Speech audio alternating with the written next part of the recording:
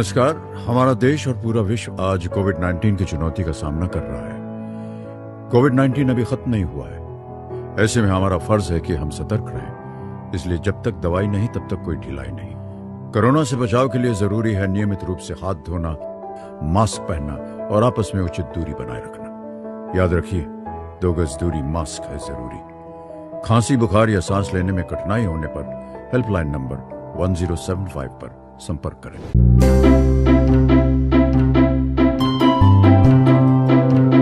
अभी तक हम लोगों ने देखा कि जीवों में अलैंगिक जनन किस प्रकार से होता है। अब आगे हम देखेंगे कि जीवों में लैंगिक जनन या सेक्सुअल रिप्रोडक्शन कैसे होता है। तो सेक्सुअल रिप्रोडक्शन आखिर होता क्यों है? जब लैंगिक जनन अलैंगिक जनन था ही, तो लैंगिक जनन की आखिर ज़रूरत क्या है? तो यहीं पर आया हमारा विभिन्नता। जब जीवों में हमने देखा कि विभिन्नताएं हैं, किसी में नर युग्मक जन्म हो रहे हैं, किसी में मादा युग्मक का जन्म हो रहा है, तो आखिर वो जीव एक ही लिंग है तो कैसे रिप्रोड्यूस करेंगे? इसीलिए वहाँ पे लैंगिक जन्म का धारणा को आया।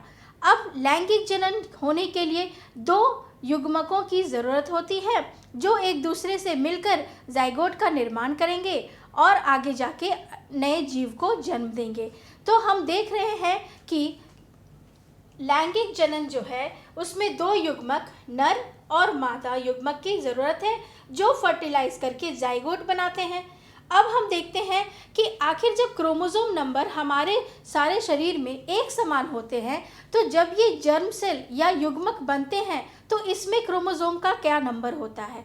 तो ये सारे नंबर जो होते हैं वो आधे हो जाते हैं, यानी वो सेल जो होता है वो हैप्लॉइड सेल होता है। तो 2 हैप्लॉइड सेल्स मिलकर एक जाइगोट का निर्माण करते हैं जो कि डिप्लॉइड हो जाता है, दुगना हो जाता है। तो ये उसी क्रोमोसोम नंबर को मेंटेन करता है जो कि उसकी जाति में शुरू से चला आ रहा है। इसका मतलब ये है कि हमारे शरीर के सारे सेल्स में डिप्लॉइड नंबर के सेल्स क्रोमोसोम्स हैं और हमारे शरीर के जर्म सेल यानी सेक्स सेल्स जो होते हैं उसमें हैप्लॉइड नंबर के क्रोमोसोम्स मौजूद होते हैं, मतलब कि आधे नंबर के क्रोमोसोम मौजूद होते हैं। तो इस तरह हम देखते हैं कि हमारे शरीर में मौजूद सारे सेल्स डिप्लॉइड होते हैं और जर्म सेल्स जो है वो हैप्लॉइड नंबर के क्रोमोसोम्स उसमें मौजूद होते हैं।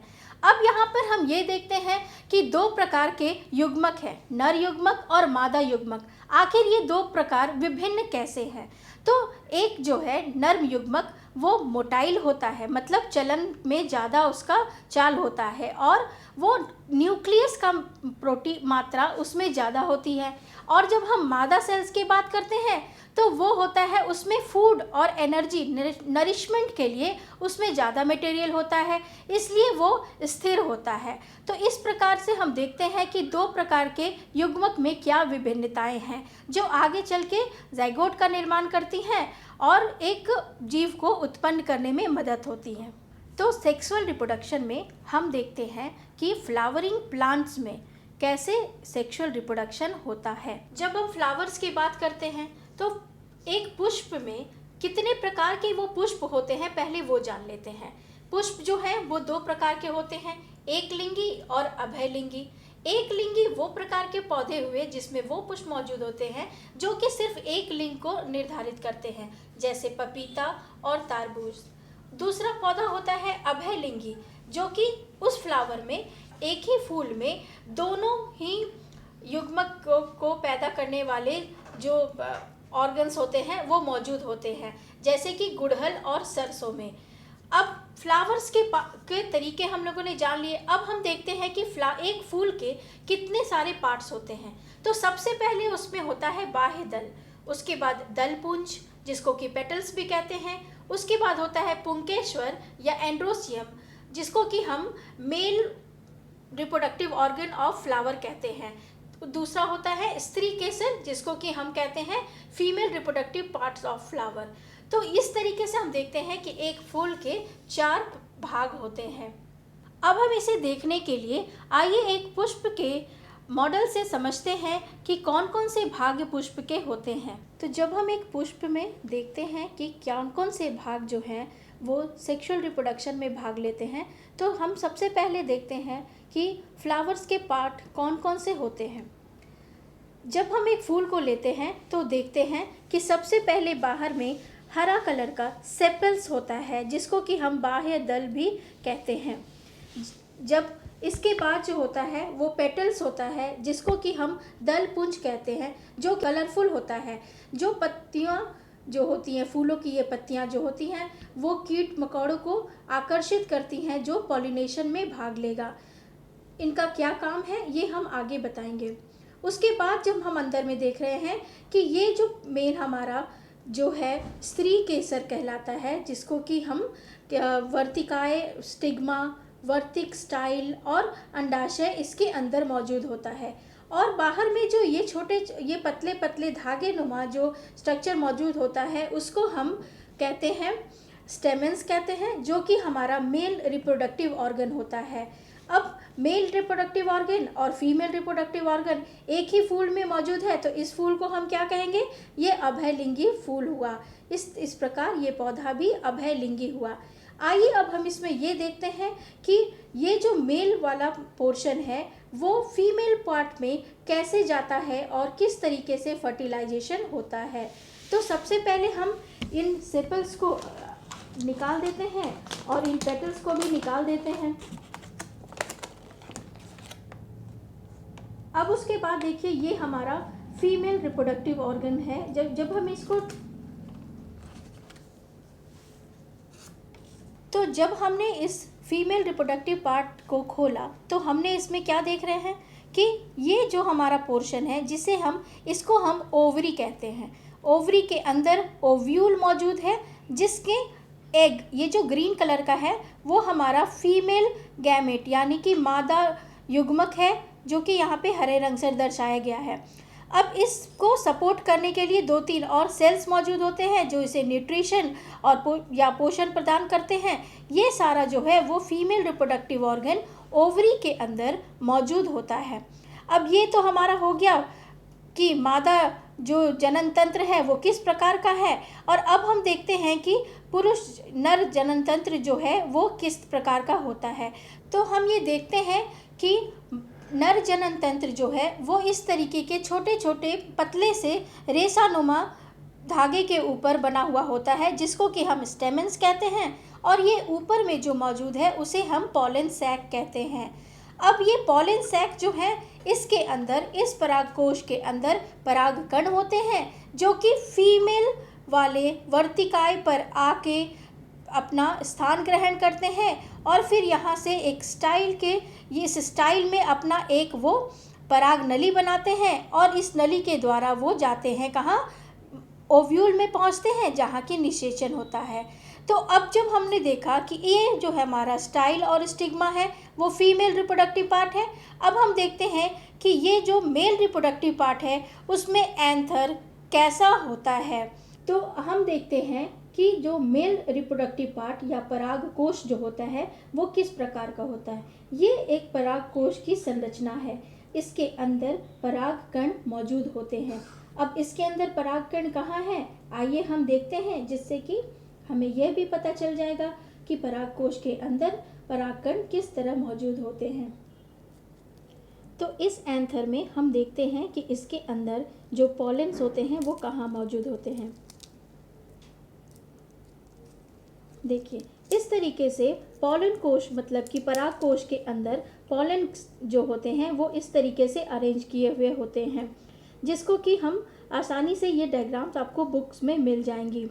और अब हम देखते हैं कि इसके बाद यह नर युग्मक जो है किस प्रकार से मादा युग्मक के अंदर अपना रास्ता बना के फर्टिलाइजेशन की ओर बढ़ता है।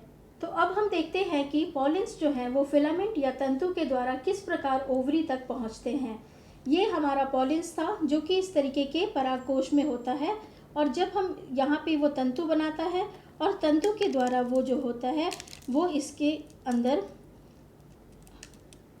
ये जो हमारा फिलामेंट है उसके अंदर जाता है, और इस फिलामेंट के द्वारा वो ओवरी तक पहुंचता है, जहाँ की अंडे में के साथ उसका निषेचन होता है और वो एक जाइगोट का फॉर्मेशन करता है। तो जैसा कि हम लोगों ने देखा कि पुष्प के कितने भाग होते हैं और कौन से भाग से नर और कौन से भाग से मादा युग्मक का जन्म होता है, तो उसको देखने के बाद अब हमें देखना है कि जो फर्टिलाइजेशन की प्रक्रिया होगी उसके लिए मादा युग्मक तक नर युग्मक आखिर पहुंचेगा कैसे। तो ये प्रोसेस कैसे होगा, पॉलिनेशन के द्वारा, जिसको कि हम क्या कहते हैं, परागण। अब नर युग्मक का मादा युग्मक के पास पहुंचने की प्रक्रिया को पॉलिनेशन कहते हैं। ये भी दो तरीके का होता है, क्योंकि जैसा कि हमने देखा कि एक लिंगी पौधे भी होते हैं और द्विलिंगी पौधे भी होते हैं। तो एक लिंगी पौधे जो होते हैं आखिर उनका परागण, उसका परागकण एक फूल से दूसरे फूल तक कैसे पहुंचेगा, तो यही प्रक्रिया जो होती है वो परागण कहलाती है। जिस प्रकार मोड ऑफ ट्रांसपोर्ट हम लोग जानते हैं वो क्या है, हमारे आने जाने की सवारियां, जैसे कि गाड़ी, बस, कार इत्यादि। उसी तरीके से पॉलिनेशन की भी प्रक्रिया के लिए कुछ साधन की ज़रूरत होती है, जैसे कि पॉलिनेशन होता है हवाओं के द्वारा, पानी के द्वारा, या कुछ छोटे जीव जंतुओं के द्वारा, कुछ हमारे कपड़ों के भी द्वारा परागण होता है। तो इस प्रकार परागण की प्रक्रिया एक लिंगी फूल में होती है। अब जब द्विलिंगी है तो एक ही फूल में मौजूद है, तो द्विलिंगी में क्या होगा, वो आसानी से हवा के कारण या किसी प्राकृतिक जो हमारा ओस गिरता है उस कारण से, या किसी कारण से फूल हिले तो उसके कारण जो है उसका पॉलिन सैक में से पॉलिन निकल के वो फीमेल के स्टेमन पे आ गए और वहाँ से फर्टिलाइजेशन की प्रक्रिया शुरू हो गई। अब फर्टिलाइजेशन की जो प्रक्रिया है वो जाके फीमेल के ओवरी में कंप्लीट होती है। तो इस तरीके से हम देखते हैं कि हमारा जो 3 चरण का फर्टिलाइजेशन है वो हो गया। अब उसके बाद चौथा आता है कि उसके फर्टिलाइजेशन के बाद क्या होगा, तो फर्टिलाइजेशन के बाद होगा सीड का फॉर्मेशन। सीड क्या हुआ, सीड हुआ बीज। जो बीज हम लोग अपने फलों में जब फल खाते हैं उसके अंदर जो बीज मौजूद होता है वही बीज जो होता है आगे जाके एक नए जीव को, नए पौधे को जन्म देता है। वो जो होता है वो कैसे होता है, तो फर्टिलाइजेशन के बाद जो बनता है ओव्यूल, उसके अलग अलग पार्ट्स जो होते हैं वो सीड का निर्माण करते हैं। जैसे वो 3 भागों में बढ़ जाता है, बाहरी कवर जो होता है वो छिलका का निर्माण करता है, बीच वो गुद्देदार फल का निर्माण करता है और उसके अंदर छोटे छोटे बीज का जो संरचना होती है वो मौजूद होती है। इस प्रक्रिया को पढ़ने के लिए या जानने के लिए कि वो सीड कैसे आगे जाके एक पौधे का निर्माण करेगा, वो जो होता है जर्मिनेशन की प्रक्रिया, उसको जानने के लिए हम एक चने का एग्जाम्पल लेते हैं। आप भी इसे आसानी से करके देख सकते हैं कि कैसे एक चने के बीज से पौधे का जन्म होता है। तो आइए अब हम चने के एक्सपेरिमेंट के द्वारा देखते हैं कि जर्मिनेशन की प्रक्रिया कैसे होती है। ये काला चना है जो कि हमारे घर में मौजूद होता है। इसे बहुत लोग अंकुरित करके खाते भी हैं, जो कि हमारे स्वास्थ्य के लिए अच्छा होता है। जब हम इसको 6 घंटे या आज पूरी रात के लिए पानी में डाल देते हैं तो ये फूल जाता है, लेकिन फूलने के तुरंत बाद उसमें कुछ दिखता नहीं है कि अंकुर निकल रहे हैं। फिर उसे जब हम हवा और पानी दोनों के साथ में थोड़ी देर के लिए छोड़ देते हैं, 1 दिन के लिए, तब हम देखते हैं कि उसमें धीरे धीरे अंकुर का जन्म होना स्टार्ट हो जाता है। तो हम देखेंगे कि जब किसी भी फूले हुए चने या केराव को हम लोग रात भर के लिए छोड़ते हैं तो वो फूल ज़रूर जाता है, मगर उसमें जो होता है वो निकलता नहीं है, अंकुरित नहीं होता है वो। तो ये अंकुर कब बनता है, जब उसे प्रॉपर हवा और पानी का स्रोत मिलता है 1 से 2 दिन के बाद, तब वो अंकुरित होना शुरू होता है। ये जो आमतौर की भाषा पे हम अंकुरित होना कहते हैं वो क्या है, वही तो नए पौधे का निर्माण है। जब अंकुरित को हम थोड़े दिन के लिए और छोड़ दें तब हम देखेंगे कि उसमें आगे पौधे का जन्म कैसे होता है। तो हम देखेंगे कि 2 दिन के बाद जब अंकुरित है वो कैसे नए पौधे का निर्माण करता है। तो 5 से 6 दिनों तक जब उस चने को अंकुरित रूप में छोड़ दिया गया तो हमने देखा कि उसके अंदर 2 तरीके का जो अंकुरित है वो निकला। कैसा, एक जो हुआ जो जड़ की तरह निकल रहा है और वो नीचे की तरफ जा रहा है, और दूसरा जो है वो ऊपरी भाग की तरफ जा रहा है और वो हरा रंग लिए हुए है। तो ये क्या हुआ, इसे हम कहते हैं ऊपरी भाग जो कि हरा कलर का है उसे हम कहते हैं प्यूमुल, और दूसरा जो जड़ की तरह निकला उसको हम कहते हैं रेडिकल्स। तो इसी तरीके से जो है जड़ और तने का निर्माण एक सीड के द्वारा हुआ। तो यही सारी चीज़ें जब हमने बहुत सारे चनों के साथ की या फिर जब हम उसकी खेती करते हैं तो हम देखते हैं कि चने में से ऊपर पौधे की तरह जो निकला वो प्यूमुल और नीचे रेडिकल्स निकले जो कि जड़ का निर्माण किए और इसी तरीके से नए पौधे का निर्माण हो गया।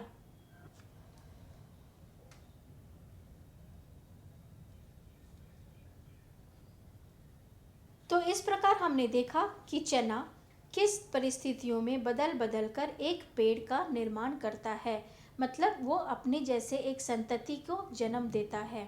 तो आइए अब हम इस चैप्टर में अपने आखिरी पड़ाव पे आए हैं जो कि है मानव जनन।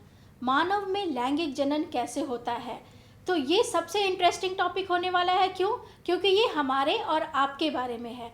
तो जैसा कि हम लोग देखते हैं कि जब एक छोटा बच्चा हमारे घर में जन्म लेता है तो या तो हम उसे लड़का कहते हैं या लड़की, हम दोनों में भी यही अंतर है, या तो हम लड़कियां हैं तो आप लड़के। तो इस तरीके के दो प्रकार का जो सेक्स निर्धारण किया हुआ है ये हमें क्या बनाता है, किस प्रकार का रिप्रोडक्शन हमारे में होगा, लैंगिक। तो क्या एक लिंग और दूसरे लिंग के बीच में जो कनेक्शन होगा और उसके बाद जो बच्चे का जन्म होगा वो कैसा होगा, वो बिल्कुल हमारे जैसा देखने वाला होगा, क्योंकि हमने शुरू में ही पढ़ा कि हमारा ही डीएनए उसके अंदर जाने वाला है, तो वो हमारे ही डीएनए के रूप में बनके एक हमारे जैसा ही जीव उत्पन्न होगा। तो अब आइए सबसे पहले हम देखते हैं कि क्या तुम्हें मुझ में और अपने आप में कोई अंतर नज़र आता है, क्या एक लड़का और एक लड़की में क्या अंतर समझ में आता है। तो हम देखते हैं कि बहुत सारी ऐसी चीज़ें हैं जो कि पुरुषों में, नर में या लड़के में होता है और वो मादा में मौजूद नहीं होता, और उसी तरीके से मादा में जो मौजूद होता है वो पुरुषों में नहीं होता है। तो जब एक छोटा बच्चा धीरे धीरे बड़ा होता है तो एक ऐसी उम्र में आता है जो कि उसका सेक्सुअल कैरेक्टर्स जो होते हैं वो उस वक्त वहाँ पर धीरे धीरे दिखाई देना शुरू करता है। तो क्या तुम बता सकते हो कि बच्चों, लड़कियों में कौन कौन सी ऐसी चीज़ें आती हैं जो कि एक सर्टेन एज आने पर ही दिखाई देती है? तो उसी चीज़ को हम क्या कहते हैं, सेक्सुअल सेकेंडरी कैरेक्टर्स। मतलब कि वो जन्म से मौजूद जो हमारा लिंग है वो तो मौजूद है, लेकिन हम परिपक्वता की ओर बढ़ते वक्त प्यूबर्टी एज जब आती है तो वो हमारा जो कैरेक्टर्स दिखता है उसको हम सेकेंडरी सेक्सुअल कैरेक्टर्स बोलते हैं। जो कि लड़कियों में क्या होता है, कमर का चौड़ा होना, किसी की आवाज़ पतला होना और रजोधर्म का स्टार्ट होना। रजोधर्म क्या है ये हम आगे बताएंगे। और इस प्रकार से हम देखते हैं कि लड़कियों में छाती का उभार होना, बहुत सारी ऐसी चीज़ें हैं जो कि एक सर्टेन एज आता है तभी स्टार्ट होता है। और ये उम्र कौन सी होती है, तो ये सारी उम्र जो होती है वो 9 वर्ष से शुरू होकर 14 वर्ष तक को हम क्या कहते हैं, प्यूबर्टी का एज कहते हैं लड़कियों के लिए। उसी प्रकार से जब हम लड़कों पे आते हैं तो लड़कों में भी यही सारी चीज़ें होती हैं, जैसे कि कुछ लड़कों में दाढ़ी मूंछ का आना, उसके बाद कुछ में क्या, सभी में आएंगे, लेकिन सभी का एक अलग उम्र होता है, किसी को 9 वर्ष में ही आ गया, किसी को 10 वर्ष में आएगा। तो इस प्रकार हम देखते हैं कि प्यूबर्टी का एज लड़के या लड़कियां में हम सभी में भिन्न भिन्न वर्षों में होता है, लेकिन 9 से 14 वर्ष इसका एक रेंज है जिसमें कि वो प्यूबर्टी पूरी तरीके से परिपक्व हो जाता है। परिपक्वता का यहाँ मतलब क्या है, परिपक्वता का मतलब है कि हमारा शरीर, बच्चे को जन्म देने के लिए हमारा शरीर परिपक्व हो गया है। तो हम ये देखते हैं कि जब पुरुष और मादा दोनों परिपक्व हो जाते हैं तो अब वो आगे बच्चे को जन्म देने के लिए तैयार हैं, लेकिन अब हमारे अंदर से युग्मक जो है वो एक दूसरे की जगह पे पहुँचेंगे कैसे, वो किस, कौन से ऑर्गन्स, कौन से हमारे शरीर का वो अंग है जो कि इस प्रक्रिया को प्रारंभ करेगा और जो कि इस प्रक्रिया में पूर्ण रूप से भाग लेगा। ये सारी चीज़ें अब हम कहाँ देखेंगे, जब हम चर्चा करेंगे कि नर जनन तंत्र क्या होते हैं और मादा जनन तंत्र क्या होता है। तो अब हम देखने जा रहे हैं कि पुरुषों में यानी कि नर जनन तंत्र, ह्यूमन मेल रिप्रोडक्टिव सिस्टम के कौन कौन से पार्ट्स होते हैं। अब जो हमारा ये सिस्टम है इसका मेन काम क्या है, प्रोडक्शन ऑफ स्पर्म यानी कि नर युग्मक का निर्माण करना, और दूसरा क्या है कि इसे मादा युग्मक के स्थान तक पहुंचाना। तो इन दो चीज़ों के लिए आइए सबसे पहले हम देखते हैं कि इसके में कौन कौन से अंग इन्वॉल्व होते हैं। तो अब हम ये देख रहे हैं कि ये एक डायग्राम है ह्यूमन मेल रिप्रोडक्टिव सिस्टम का। अब इसमें हम सबसे पहले देखते हैं कि हमारा मेन पार्ट इसमें क्या है, टेस्टिस। ये जो टेस्टिस या वृषण जिसे हम कहते हैं वो होता है मेल स्पर्म को जन्म देने वाली जगह का नाम। ये एक वो अंग है जो कि स्पर्म का जन्मदाता है। अब यहाँ तो स्पर्म बन गया। अब यहाँ बनने के बाद स्पर्म जो है वो कैसे और किस रास्ते से होकर मानव के अंग से बाहर निकलेगा, तो उसके लिए एक पाइप नुमा चीज़ होती है जो ये रास्ता बनता है, जिसको कि हम शुक्रवाहिनी या वास डिफरेंस कहते हैं। और ये जाकर हम पुरुष के यूरेथ्रा में जाके खुलता है। और यही यूरेथ्रा जो होता है वो यूरेथ्रा मतलब मूत्र मार्ग होता है, और वो जो होता है वो यहाँ से निकलने का रास्ता बनाता है। लेकिन ये जो मूत्र मार्ग है या पुरुषों में जो होता है वो मूत्राशय से जो नलिका निकलती है जिसे यूरेटर कहते हैं, वो भी आके इसी में खुलता है। अर्थात मतलब ये हुआ कि यूरेथ्रा में शुक्रवाहिनी और मूत्र नलिका दोनों ही आके खुलते हैं। मतलब पुरुषों में यूरेथ्रा जो है वो यूरिन और स्पर्म दोनों का निष्कासन करते हैं। और जब ये स्पर्म्स टेस्टिस से निकलकर जब ये आता है शुक्रवाहिनी में आता है, तो वहाँ पर से आने के बाद उसके लिए वहाँ पे 2-3 ग्रंथियाँ होती हैं मौजूद, जो कि ग्रंथियों का जो स्राव है वो स्पर्म के लिए क्या प्रोवाइड करता है, वो उसको न्यूट्रिशन यानी कि उसको भोजन प्रदान करता है कि वो जब शरीर से बाहर निकल के मादा युग्मक तक पहुंचेगा तब तक के लिए उसके पास भोजन पानी का व्यवस्था होना चाहिए, क्योंकि उसके जीवित रहने के लिए वो ज़रूरी है। और उसके बाद कुछ जो होते हैं ग्रंथियों से ऐसा स्राव निकलता है जो कि उसको एक मीडियम, एक लुब्रिकेशन प्रदान करता है। लुब्रिकेशन क्यों ज़रूरी है? ताकि वो आसानी से यहाँ एक जगह से दूसरी जगह पर वो जा सके। अब ये जो टेस्टिस होता है वो कहाँ मौजूद होता है? टेस्टिस जो होता है वो वृषण जो है वो एक वृषण कोश में, जिसको कि हम स्क्रोटम कहते हैं, उसमें मौजूद होता है। और वो मानव या पुरुष शरीर के बाहर निकला हुआ होता है। अब हम लोग ये जानना ज़रूर चाहेंगे कि आखिर ये बाहर निकलने की इसकी वजह क्या है। ये हमारे शरीर के बाहर होके इसलिए रहता है क्योंकि हमारे बॉडी का ताप कितना होता है, 37 डिग्री सेल्सियस आमतौर पे। लेकिन इसमें टेस्ट स्पर्म्स को जन्म लेने के लिए और उसको प्रफुल्लित होने के लिए, उसके मैचुरेशन के लिए जो टेम्परेचर की ज़रूरत होती है वो 35 डिग्री की ज़रूरत होती है। इसी के लिए ये बॉडी से बाहर होता है ताकि 2 डिग्री टेम्परेचर कम उसे वहाँ पे मिल सके। ये सारी जानकारी आपको इंटरनेट से आराम से मिल सकती है। अब जब हम देख रहे हैं कि यूरेथ्रा में हमारा स्पर्म्स और यूरिन दोनों आ गया, तो ये आखिर किस तरीके से यहाँ से निकलेगा और कब निकलेगा? तो यहीं पे हमारा एक प्रोसेस होता है जिसको कि हम कहते हैं प्रोसेस ऑफ इजैकुलेशन। मतलब स्पर्म का मूत्राशय से बाहर निकलना। ये कब होगा? ये तभी होगा जब जो पुरुष है उसका शरीर इजैकुलेशन के लिए तैयार होगा। और ये एक सेक्स क्रिया है जो कि मेटिंग के लिए वो लोग जा रहे हैं, और उस समय वहाँ पे स्पर्म को निष्कासित होने की ज़रूरत है। तो उस समय इनका जो शिशन है, पेनिस वाला जो भाग है, उसके मसल्स जो होते हैं वो इरेक्ट हो जाते हैं, और वहाँ पर इजैकुलेशन की प्रोसेस जो होती है वो शुरू होती है। तो अब हम ये देख रहे हैं कि जब प्रोसेस ऑफ इजैकुलेशन होता है तो उस समय शिशन जो है वो कैसे छोटे से बड़ा होता है और इसमें क्या मौजूद होता है।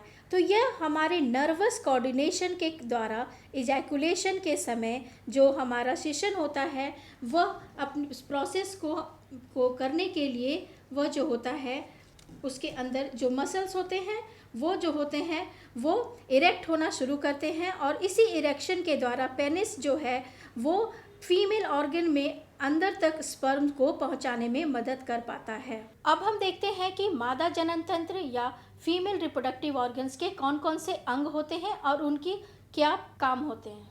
Human female reproductive system. अब इसके अंग हम देखते हैं तो सबसे पहले मेन अंग होता है ओवरी या अंडाशय, जिसमें कि अंडों का निर्माण होता है। दूसरा होता है ये यूट्रस, जो कि एक थैलीनुमा स्ट्रक्चर होती है जिसके कि अंदर बच्चे को जन्म देने के समय पे जब उसे पूरे होने तक यहीं पे रखा जाता है। अब ये ओवरी और यूट्रस एक दूसरे से कैसे मिलेंगे? यहाँ से जो अंडा निकला वह यहाँ पे एक नलिका के द्वारा अंडवाहिका फैलोपियन ट्यूब के द्वारा यूट्रस में आके मिलती है। उसी तरीके से दोनों तरफ ओवरियाँ होती हैं, एक इधर और एक उधर, और वहाँ से दोनों तरफ से फैलोपियन ट्यूब से आके वो यूट्रस में जुड़ती हैं। अब ये जो फैलोपियन ट्यूब होता है वह अंडों का वाहक होता है, लेकिन ये अंडों को कब तक अपने पास रखता है? तब तक जब तक स्पर्म यहाँ पर नहीं आ जाते हैं। अब उसके बाद यही एक वो जगह है जहाँ पे फर्टिलाइजेशन होता है। फर्टिलाइजेशन होने के बाद ये जो जाइगोट बनता है वो जाइगोट इस यूट्रस में आके इसकी दीवार से किसी भी तरफ से लग जाता है और वहाँ पे अटैच होता है। किसके द्वारा? प्लेसेंटा के द्वारा। प्लेसेंटा क्या है? प्लेसेंटा वो ऑर्गन है जो कि जाइगोट को मदर से मतलब कि माँ से जोड़ता है, जिसके द्वारा बच्चे को यानी भ्रूण को न्यूट्रिशन मिलता रहता है। अब जब यहाँ पर आकर जाइगोट को रुकना है तो यह यूट्रस जो होता है वह अपने अंदर इसकी परत को मोटी करने लगता है और एक गत्तेदार नुमा परत बनाता है, जो कि इंडोमेट्रियम जो होता है उसका वह गत्तेदार नुमा परत बनाती है। यह परत किस चीज़ों का बना होता है? यह परत ऊतकों और रुधिर यानी कि ब्लड और टिश्यूज़ का बना हुआ होता है। इसका काम होता है कि यह जाइगोट को अपने अंदर रखे, उसे एक जगह प्रदान करे जहाँ पे वह माँ से जुड़ सके, प्लेसेंटा का निर्माण हो सके। अब हम ये जानना चाहेंगे पहले कि ओवम जो होता है, जो ओवा निकला, आखिर वो कितना निकलेगा? जैसा कि हम जानते हैं कि प्रत्येक ओवरी से प्रत्येक माह सिर्फ एक ही निकलेगा। मतलब एक ओवरी से एक माह में एक निकला तो दूसरे ओवरी से दूसरे माह में एक निकलेगा। ये अल्टरनेट दोनों मंथ में होगा। दोनों ओवरी से एक महीने में नहीं अंडे का निर्माण होगा। एक महीने में एक ओवरी से और दूसरे महीने में दूसरे ओवरी से। तो इस तरीके से हम ये जान जाते हैं कि ओवरी से एक ही अंडे का निर्माण होके वह फैलोपियन ट्यूब तक आता है। अब फैलोपियन ट्यूब में जब यह अंडे का आ गया और वहाँ पे वो स्पर्म का इंतज़ार करता है जब तक कि स्पर्म वहाँ पर ना आ जाए। अब इसके बाद हम ये देखते हैं कि जब ये अंडा निषेचित होकर जाइगोट बनाकर और यहाँ पे आ गया, तब तो यहाँ पे आके वो भ्रूण का निर्माण करना शुरू कर देता है। मगर अगर जब अंडे का निषेचन नहीं हुआ तब क्या होगा? अगर पुरुष से संबंध नहीं बनने पर ओवम का जाइगोट नहीं फॉर्मेशन होता है तो इस ओवा का क्या होगा? यह फिर यहाँ फैलोपियन ट्यूब से मूत्र मार्ग से वो बाहर की ओर चला जाएगा, वो वहाँ से फिर निकल जाएगा। लेकिन अब यह जो हमारा एंडोमेट्रियम जो है, यह जो लेयर बना लिया टिश्यू और ब्लड का, अब इसका क्या होगा? यह जो टिश्यूज़ हैं वह भी जब देख लेगा अपना समय पूर्ण हो गया कि निषेचन की प्रक्रिया नहीं हुई है, तो यह धीरे धीरे करके टूट के निकलता जाएगा और वह ग्रीवा और वेजाइना के रास्ते से निकलता जाता है। और उसी रक्त के स्राव को हम लोग रजोधर्म कहते हैं, मेंस्ट्रुअल साइकिल, या आमतौर की भाषा पे उसे पीरियड्स कहा जाता है। यह प्रक्रिया जो होती है वो 2 से 8 दिनों के अंतर में ख़त्म हो जाती है, लेकिन यह प्रति माह 28 दिन के बाद आना शुरू होता है। इस चक्र को हम मेंस्ट्रुअल चक्र या मेंस्ट्रुअल साइकिल भी कहते हैं, जो कि 12 से 14 वर्ष की लड़कियों में आमतौर पे ये देखा जाता है। आजकल के समय में ये 9 वर्ष से भी स्टार्ट हो जाता है। जब ये रजोधर्म की प्रक्रिया स्टार्ट हो जाती है, मतलब कि लड़की परिपक्व हो गई, लेकिन क्या वह इतनी परिपक्व हो गई कि वह अपने अंदर एक बच्चे को जन्म दे सके? तो नहीं, उसकी बॉडी और उसके ओवरी को परिपक्व होने में अभी कुछ समय और लगता है। इसी के लिए रजोधर्म भले ही 9 वर्ष में शुरू हो जाए, लेकिन जो हमारा गर्भधारण का समय है वो 21 साल तक उसका माना गया है, तभी उसका शरीर जो है पूरी तरह से परिपक्व होता है, क्योंकि ब्रेस्ट निर्माण होना ज़रूरी होता है। जब तक वक्षस्थल नहीं होंगे, वो बच्चे को दूध पिलाने के लायक नहीं बनेगी, तब तक उसको उसके अंदर ओवरीज भी जो है वो अभी तक इतना ज़्यादा परिपक्व नहीं होगा कि वो यूट्रस में ओवम को फर्टिलाइज होने के बाद वहाँ पे उसको रख सके और बच्चे का भ्रूण का निर्माण हो सके। तो अब हम देखते हैं कि स्पर्म जो कि इजैकुलेट होके फीमेल की वेजाइना के पास आया है वो किस प्रकार से फैलोपियन ट्यूब तक पहुंचता है। जैसा कि हम जानते हैं कि इस मीडियम में बहुत सारे स्पर्म्स होते हैं, तो वो स्पर्म जिसकी स्पीड और वह जो ज़्यादा एक्टिव होगा वह सर्विक्स के ग्रीवा के द्वारा अंदर जाते हुए और वो फैलोपियन ट्यूब तक पहुंचने का प्रयास करता है, और जो सबसे पहले पहुंचता है वही जाके वहां पर उस अंडे को निषेचित करता है जो कि फैलोपियन ट्यूब तक मौजूद है। फैलोपियन ट्यूब में ओवम के रहने से ओवम से एक ऐसा गंध मौजूद होता है जो वो फैलाता है, जिसके द्वारा स्पर्म को उस तक पहुंचने का रास्ता पता चलता है। तो अब हम देखते हैं कि जो ओवम जो निषेचित नहीं हुआ वह फैलोपियन ट्यूब के द्वारा होते हुए योनि मार्ग से बाहर निकल जाता है, और यह तो बाहर निकल गया। उसके बाद क्या होता है कि यह जो एंडोमेट्रियम का वॉल तैयार था वह भी टूट कर वो हमारे शरीर से योनि के मार्ग में से बाहर निकलना शुरू होता है, और इसी को हम ऋतुस्राव कहते हैं। तो इस प्रकार हम देखते हैं कि ओवम के बाहर निकलने के बाद अब ये हमारा जो एंडोमेट्रियम का वॉल है वो भी टूट के धीरे धीरे ये हमारे योनि मार्ग से बाहर निकलता है, और इसी को हम क्या कहते हैं, ऋतुस्राव या रजोधर्म कहते हैं, मेंस्ट्रुअल साइकिल कहते हैं, जो प्रत्येक महीने होता है।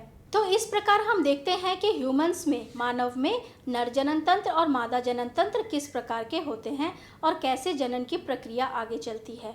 अब ये जाइगोट आगे जाके भ्रूण बनाता है। भ्रूण जो है वो आगे बच्चे को 9 माह के बाद पास्चुरेशन के द्वारा जन्म देता है।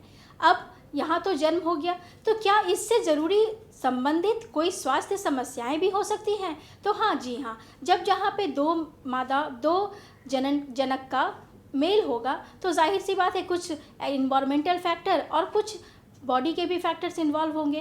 तो गोनोरिया, HIV जैसे सेक्स जनित रोग भी हो सकते हैं। उनकी रोकथाम के लिए कॉपर टी या फिर गोलियों का भी इस्तेमाल किया जाता है।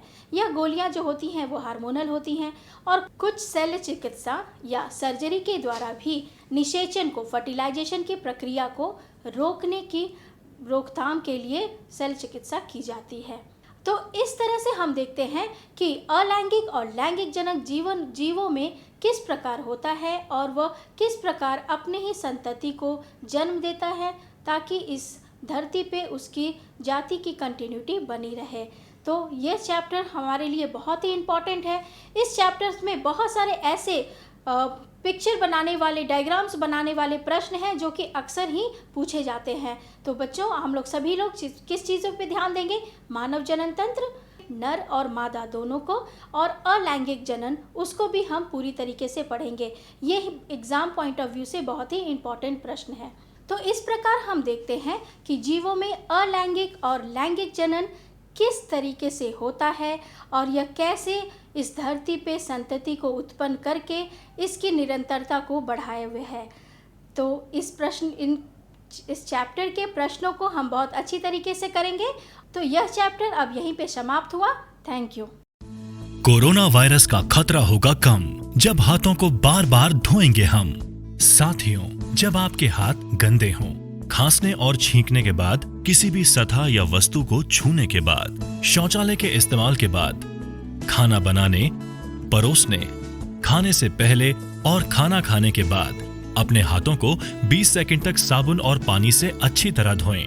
पानी को बर्बाद ना करें। हाथों को साबुन से मलते समय पानी का नल बंद रखें। हाथ धोते समय आप हाथ धोने के चरणों का पालन करें। पहले हथेली से हथेली, फिर हथेलियों के पीछे, अंगुलियों के बीच में, अंगुलियों के पीछे, अंगूठे के तले पर और आखिर में अंगुली के नाखूनों को अच्छी तरह धोएं। यदि किसी को खांसी, बुखार या सांस लेने में तकलीफ जैसे लक्षण हैं या अधिक जानकारी चाहिए तो अपने नजदीकी सरकारी अस्पताल या सरकार के टोल फ्री नंबर 104 या 1075 पर संपर्क करें। बिहार सरकार और यूनिसेफ द्वारा जनहित में जारी। आज जब सूरज निकलता है तो देश में विकास के लिए हर दिन एक नया सवेरा लेकर आता है। दिन ब दिन भारत नई मंजिलों की तरफ अपने मजबूत कदम बढ़ा रहा है और विकास के इन बढ़ते कदमों के साथ एक चीज और है जो बहुत तेजी से आगे बढ़ रही है, और वो है विकास में देश के सभी वर्गों की भागीदारी। आजादी से पहले देश में आर्थिक आजादी की नींव तब पड़ी जब सन 1935 में आरबीआई की स्थापना हुई। तभी से लेकर आज तक देश की आर्थिक व्यवस्था को सशक्त बनाना एवं उसके लाभ जनमानस तक पहुंचाना ही आरबीआई का प्रमुख उद्देश्य रहा है।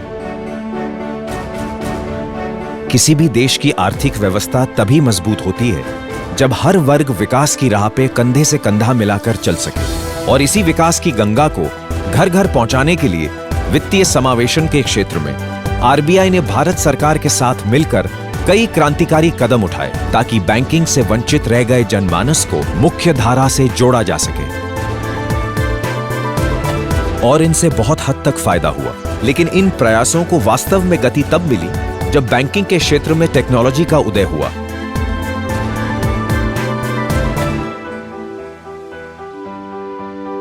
आरबीआई ने टेक्नोलॉजी के माध्यम से बैंकिंग सुविधा को बढ़ावा देने के लिए बीसी मॉडल की घोषणा की, जिससे कमर्शियल बैंक्स द्वारा दूर दराज क्षेत्रों में बिजनेस करेस्पॉन्डेंट नियुक्त किए गए, और उससे जन्म हुआ कहीं भी कभी भी घर बैठे बैंकिंग का।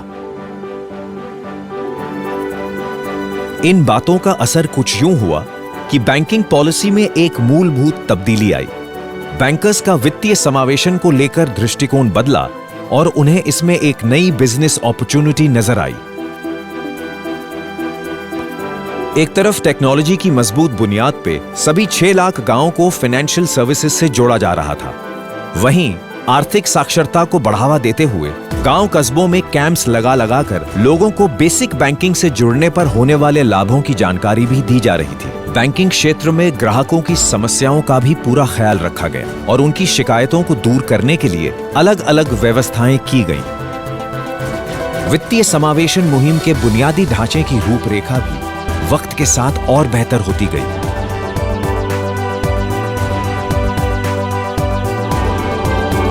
दशकों की मेहनत के चलते देश में फाइनेंशियल इंक्लूजन का ढांचा अब एक विकसित रूप ले चुका था।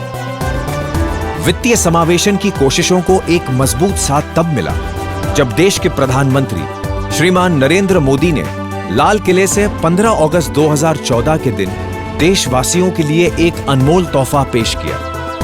इस प्रधानमंत्री जनधन योजना के माध्यम से हम देश के गरीब से गरीब लोगों को बैंक अकाउंट की सुविधा से जोड़ना चाहते हैं। भारत सरकार की इस लोकप्रिय योजना को संपूर्ण रूप से सफल बनाने के लिए ये जरूरी है कि खाताधारी इन खातों का प्रयोग करें। खातों के प्रयोग से ही जहां गरीबों को सस्ती बैंकिंग सुविधाएं मिलेंगी, वहीं बैंकों की आमदनी भी बढ़ेगी।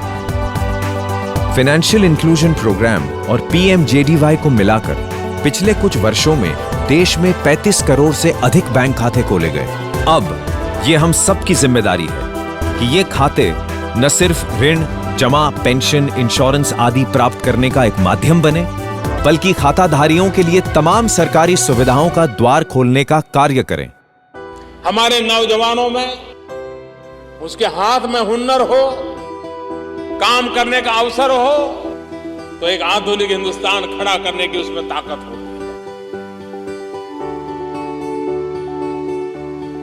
सर, मैन्युफैक्चरिंग यूनिट के लिए लोन ले रहा हूँ, इस उम्मीद से कि मेरी स्किल मुझे कामयाबी दिलाएगी। क्यों नहीं, तुम्हारा खाता और तुम्हारा हुनर दोनों की कद्र होगी।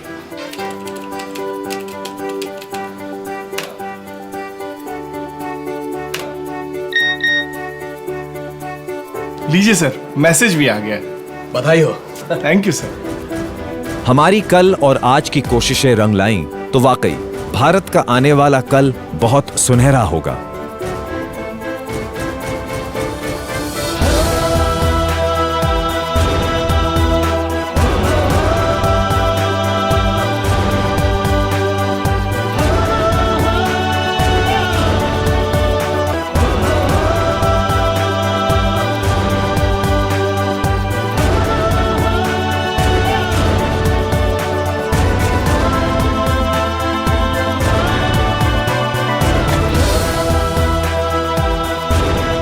बहुत कुछ किया जा चुका है, बहुत कुछ करने की मंशा है। आइए सब मिलकर भारत को अधिक समृद्ध और विकसित बनाने की राह पर साथ चलें।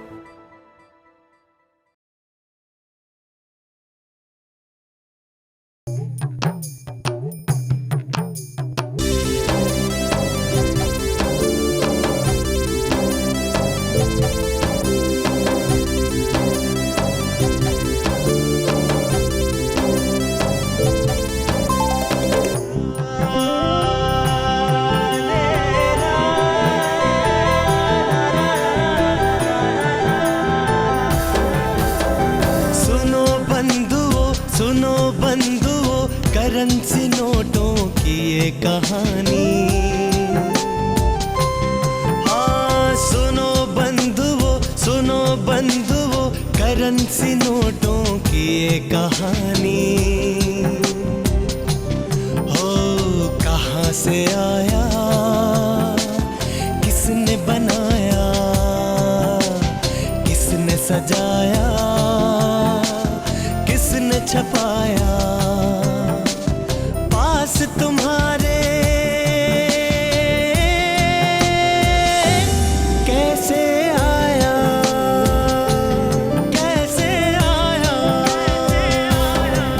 जो है सरकार का बैंक, जो है बैंकों का बैंक, जो है सरकार का बैंक, जो है बैंकों का बैंक, भारतीय रिजर्व बैंक कहलाया, भारतीय रिजर्व बैंक कहलाया।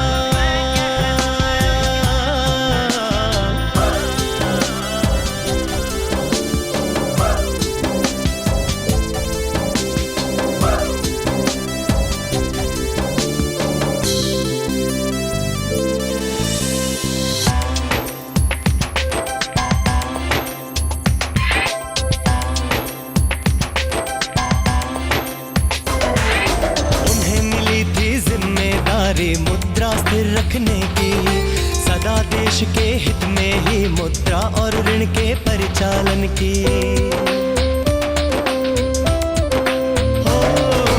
उन्हें मिली थी जिम्मेदारी मुद्रा स्थिर रखने की, सदा देश के हित में ही मुद्रा और ऋण के परिचालन की। प्रयत्न उनका रहता है विकास में सबको शामिल करना, उत्पादन गतिविधियों के लिए उन्मुख क्षेत्रों में ऋण प्रवाह हो निरंतर। सुनो बंधुओं रिजर्व बैंक की यही कहानी। ओ सुनो बंधुओं रिजर्व बैंक की यही कहानी।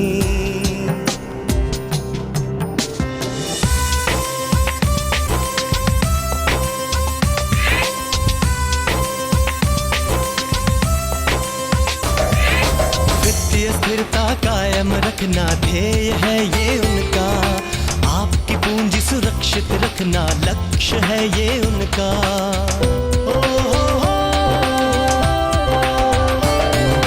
वित्तीय स्थिरता कायम रखना ध्येय है ये उनका, आपकी पूंजी सुरक्षित रखना लक्ष्य है ये उनका।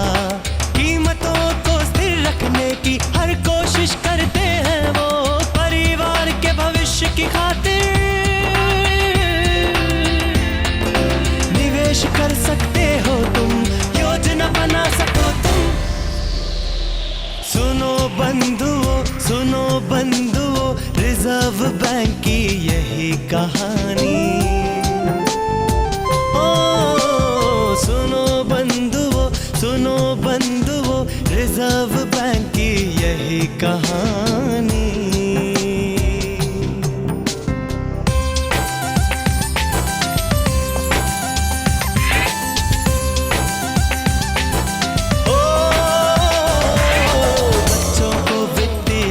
से जिम्मेदार बनाना यही प्रयास है रहता उनका, वित्तीय समावेशन हो।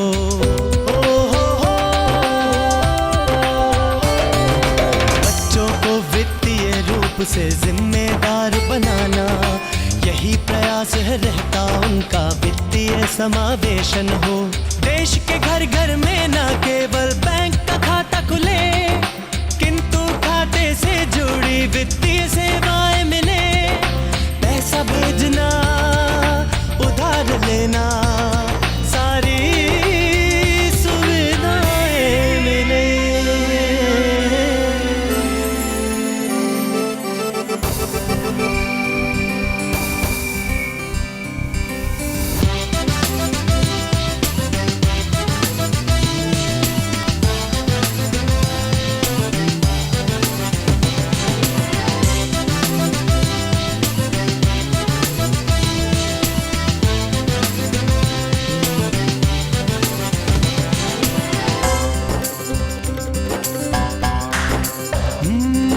विदेशी मुद्रा की जरूरतें पूरी कर सकते हैं। देश में बढ़े व्यापार और निवेश, दैनिक लेन देन के लिए कुशल व्यवस्था करना, यही है लक्ष्य उनका, यही है लक्ष्य उनका।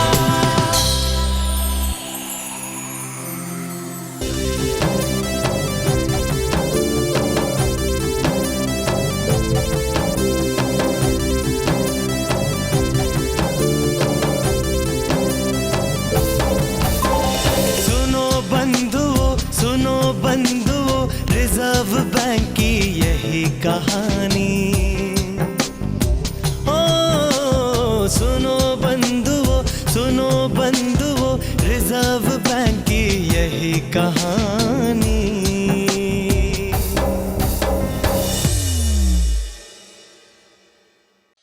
हाथों को मलमल के स्वच्छ करेंगे साबुन और साफ जल से। याद रखेंगे सुमन के एस, सीधे हाथ साबुन मल के, यू, उल्टे हाथ रगड़ रगड़ के। याद रखेंगे सुमन के। एम, मुट्ठी के ऊपर हाथ फिरा के, ए, अंगूठे के ऊपर गोल घुमा के। याद रखेंगे सुमन के। एन, नाखूनों को हथेली पे चमका के, कलाई के पास छल्ला बना के। याद रखेंगे सुमन के। स्वच्छ रखेंगे हाथ तो स्वस्थ रहेंगे आप।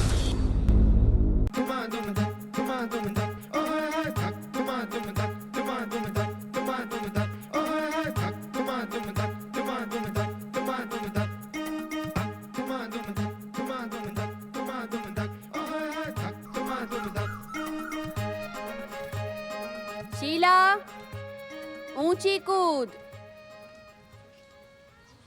मयूरी, लंबी कूद।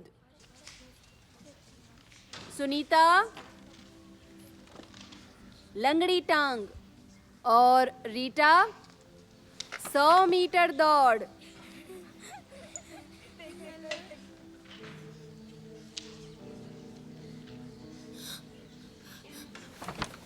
चलो बच्चों। अरे रीता, चल। क्या हुआ? घर नहीं जाना? ये देख। मैं मर तो नहीं जाऊंगी ना? ओह, अरे बुद्धू, ऐसे कैसे मर जाओगी? मैं हूं ना। बस इतनी सी बात और इतना बड़ा मुंह फुला लिया। ये तो मेरे साथ भी होता है और इसके साथ भी। चल, रास्ते में सब समझा। अरे रुको रुको रुको रुको, एक पहेली सुलझाओगी? तो कैसी सहेली है यार, इस हालत में भी पहेली? हाँ यार रुखसार, कैसी सहेली है तू? तू तो चुप ही करा। रीटा, जो तेरे साथ अभी हुआ कुछ समझ आया? नहीं तो हुई ना ये भी एक पहेली। देख, तू मेरी पहेली सुलझा तो तुझे ये पहेली भी समझ आ जाएगी। देखो, कैसा ये रिश्तेदार जो हर महीने आता, इसके स्वागत में हुलिया बदल जाता। जो इसे सुलझाएगी पहेली की सहेली कहलाएगी। मेरे मामा हो सकते हैं। अरे नहीं नहीं, मेरे मौसा। नहीं। फिर कौन? चलो, तुम्हें ना तुम्हारी आंगनवाड़ी भाभी ही समझाएगी। हाँ। चलो जल्दी। भाभी इतना भी भाव मत खाओ ना, बताओ ना। अरे खीर थोड़ी है जो फटक से परोस दूं। अच्छा चलो मैं अभी एक कहानी सुनाती हूँ, पहेली समझ जाओगी। तुम जैसी ही एक लड़की थी जिसका नाम था मालती।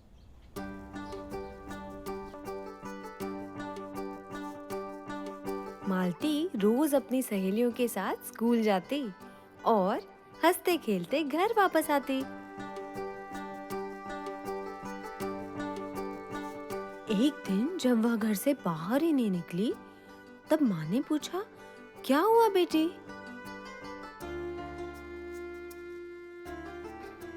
सिसकी लेते हुए मालती ने अपनी कुर्ती पर लगा लाल धब्बा दिखाया। माँ ने समझाया, अरे इसे कहते हैं महीना। ये वो रिश्तेदार है जो हर महीने आता और इसके पहले ही स्वागत में हुलिया बदल जाता। फिर मालती की माँ ने उसके हाथ में आईना थमाया और बोली, देख चेहरे पर ये मुहासे, बढ़ती छाती, बगल के बाल और तेज बढ़ता कद। ऐसे बदल जाता है हुलिया? बाहरी बदलाव के साथ साथ शरीर में कुछ अंदरूनी बदलाव भी होते हैं। अंदर भी? समझाती हूँ। जन्म से ही हर लड़के के पेट के नीचे वाले भाग में अंदर की तरफ कुछ अंग होते हैं जिन्हें स्त्री प्रजनन अंग कहते हैं। इनमें से 2 अंग थैलियों जैसे होते हैं जिन्हें अंडाशय बोलते हैं। ये अंडाशय लाखों छोटे छोटे अंडों से भरे होते हैं। जब लड़की 9 से 10, 11 से 12 या 13 से 14 साल की हो जाती है ना, तब इन अंडों को घूमने का मन करता है। हर महीने एक अंडा किसी एक थैली में से निकलता है और एक अंडवाहिनी से होकर पहुंच जाता है बच्चेदानी यानी गर्भाशय तक। अच्छा सुनो, बच्चेदानी वो अंग है जिसमें गर्भ धारण होने पर बच्चा पलता है। बच्चेदानी के अंदर एक मोटी गुदगुदी परत बन जाती है ताकि अगर बच्चा ठहर जाए तो इस गुदगुदी परत में सुरक्षित रहे। यदि अंडाशय से निकलने के 2 दिन के अंदर अंडे का मिलन पुरुष के शुक्राणु से हो जाए तो गर्भ धारण हो सकता है, लेकिन ज्यादातर ऐसा होता नहीं है। भाभी क्योंकि मैं छोटी हूँ और स्कूल जाती हूँ, है ना? बिल्कुल सही, क्योंकि अंडे का मिलन पुरुष के शुक्राणु से नहीं होता, वो निकल जाता है और बच्चेदानी को परत की जरूरत नहीं रहती। इसीलिए ये खून की परत धीरे धीरे टूट के गिरने लगती है और बाहर निकल आती है। इसी प्रक्रिया को महीना कहते हैं। ओह, तो जो हर महीने निकलता है वो खून की परत है? और ये प्रक्रिया अलग अलग लड़कियों में 3 से लेके 7 दिन तक चल सकती है। देखो ये महीना है और ये हर महीने आएगा और ये बिल्कुल आम सी बात है। बाप रे बाप, अब जाके जान में जान आई। मैंने तो सोचा था कि मैं मरने वाली हूँ। चलो मरना तो कैंसिल, पर मैं दौड़ तो पाऊंगी ना? बिल्कुल। हवाओं में शोर है ये चर्चा, रोर है तेरे पंख है तैयार, ना रुकती तेरी अब रफ्तार, हौसलों में आ गई जान, तेरी ही जीत का है ये फरमान।